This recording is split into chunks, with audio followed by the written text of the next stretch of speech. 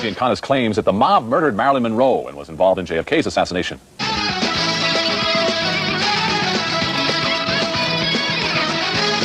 Giancana's claims that the mob murdered Marilyn Monroe and was involved in JFK's assassination.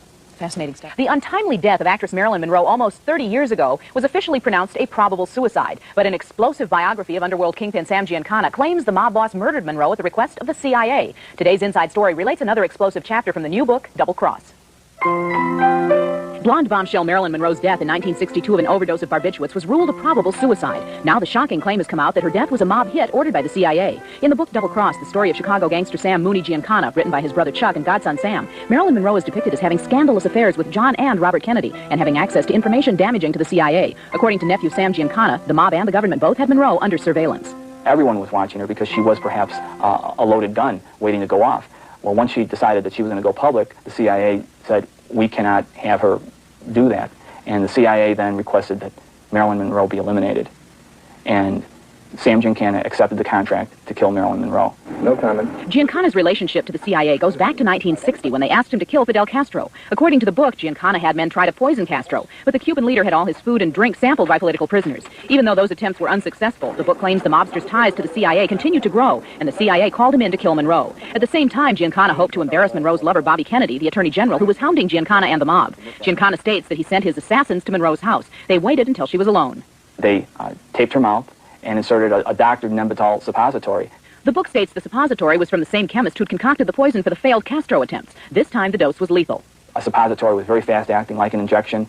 There was no traces of that sedative suppository, so it was a well-designed method of killing Marilyn Monroe. The book claims that Giancana did get evidence of Bobby Kennedy coming to Monroe's house before the murder, but that the whole conspiracy was covered up by the government so quickly that his scheme to embarrass Kennedy failed. The Giancanas stand by their story, pointing to a long history of mob and CIA involvement with Monroe. According to the book, Monroe owed her superstar career to the mob, who helped her when she was a rising star. Johnny Roselli saw her, Johnny Roselli being a liaison from Chicago that reported directly to Mooney.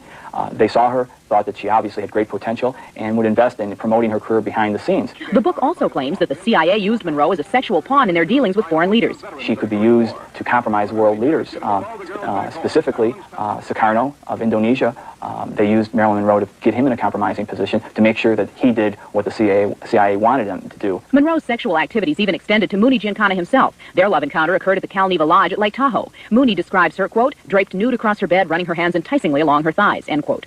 He told my father specifically that he had slept with her on more than one occasion, and there's no reason to believe otherwise. This story is backed up by former FBI agent Bill Romer, who had Giancana's office bugged at the time. We listened to him as he talked to Roselli, talking about how he had had sex at Lake Tahoe on the weekend before she died. The Giancanas say this is one of the saddest stories they've uncovered in their research because Monroe was merely an unwitting political and sexual toy. She became the quintessential victim, and as many tragedies as we discuss in Double Cross, I think she is probably the most tragic situation.